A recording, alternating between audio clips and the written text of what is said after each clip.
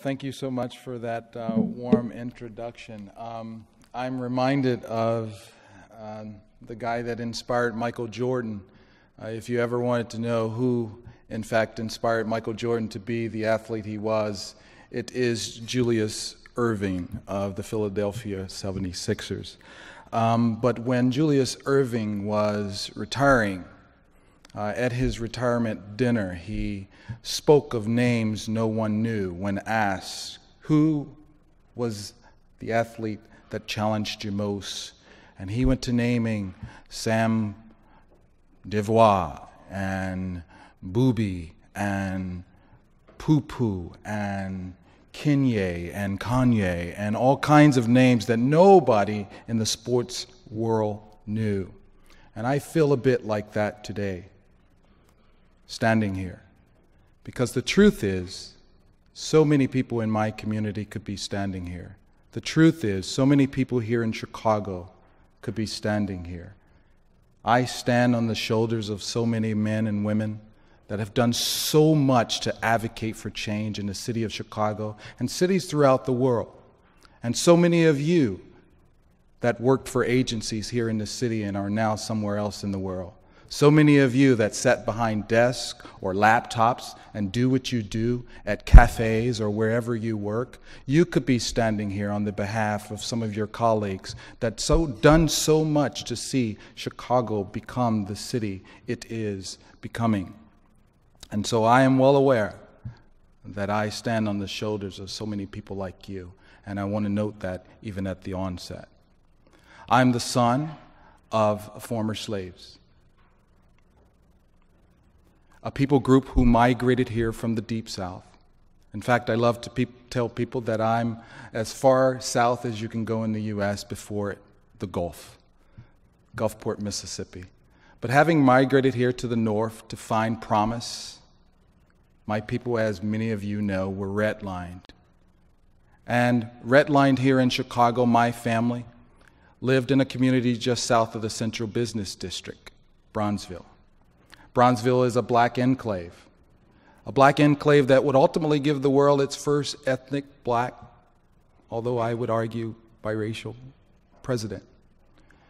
And I think it's really clever that President Barack Obama, when coming back to Chicago after his years at college and law professor, et cetera, would buy a house that if you come out his front door, it's arguable that he was in Kenwood. If you come out his side door and cross the street, it's argued that he's in Hyde Park. If you come out his back door, we claim him in Bronzeville. But I will say that he voted for himself 2 times in 2 different elections, right around the corner from my house in Bronzeville.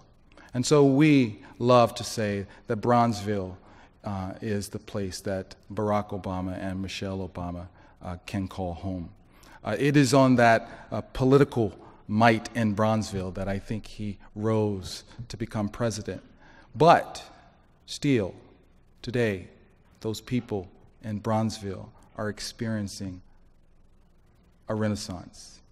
When it comes to transportation infrastructure, we here in Chicago have spent, a secret source of the city of Chicago told me, upwards about $1 billion improving on infrastructure in Bronzeville.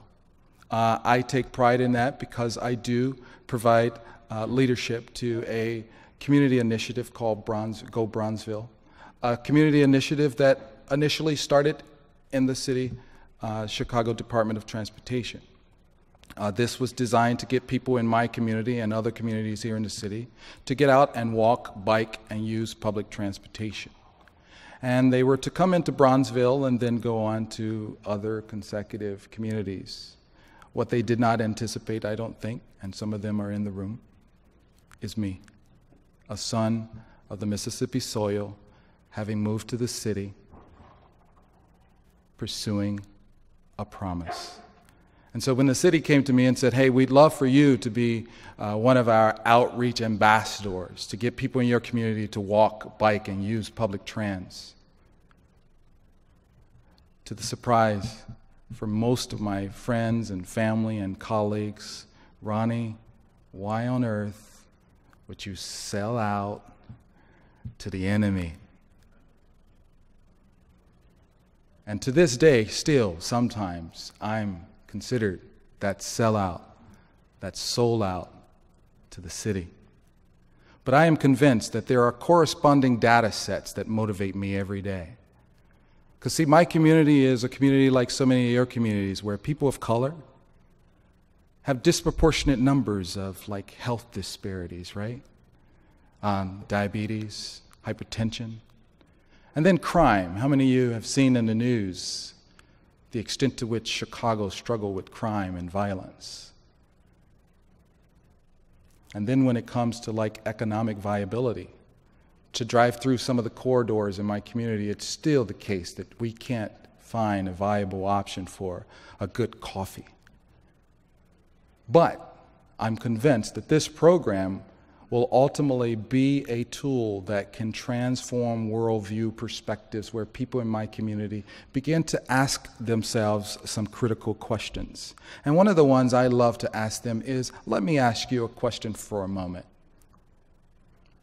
If you went into your grandmother's house, and you went into the basement, would you find a bike? Do you remember when we rode bikes? Do you remember what happened to the fact that we rode bikes? Yeah. People start snatching our bikes, right? And so we gave up our bikes. But what would happen if we activated our streets and we got back on bikes? Would we be healthier? Would we be more economically viable as a community? And oftentimes, it's right there that you see people sort of like look and wonder, yeah, I do remember when we rode bikes. But as I was thinking about speaking to you today, the choir, what would I ultimately say? I didn't really want to say so much about what we do day to day. I do invite you to historic Bronzeville, Black Enclave, just walking distance from the Central Business District. But what I really wanted to say to you, and I want to leave with you, is a story. It is this story. The story of a man that was stranded having ran out of gas. But in the distance, he found a twinkling light and walked towards it, not knowing that he would find a cliff and fell off it. And as he fell, he reached out in hopes that he would grab anything that would save his life. And he just hoped and hoped until he grabbed hold to a branch and held on. And he held on. And right here, I want you to contemplate that guy or gal, that family, that person in your community that you're working for. He just held on. And then in desperation, he cried out, "God, help me." And there was this still small voice that said, "Let go." And he held on and in desperation for his life.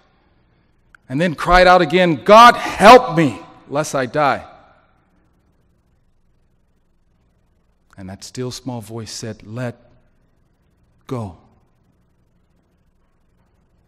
Believing he was losing his mind, he held on all the more, eventually losing all of his strength where he couldn't hang on anymore. He let go, only to discover that he was about 6 inches from the ground. But in utter darkness, he could not see it. So many people of color, Black, Latino, and other, around the world in low to moderate income communities are like that gentleman, NIMBYs, holding on to all they knew. And so I say that to encourage you that when you have a pathology that so many of us have in our communities, when you're sitting behind your computer and when you're working behind your desk, diligently doing what you're doing to provide us with more flourishing communities, what I came here to say to each and every one of you, I hope that you're mindful that transportation, what you do, can be a conduit for freedom, justice, and a flourishing community for people that have been bound for so long. But it's going to take you having empathy in the fact that they had been bound in darkness, marginalized for so long. I really have been overwhelmingly touched to be among you this week. And so I want to leave you with this parting thought. That what you do, I think, is transform lives every day. And I'm grateful for your work.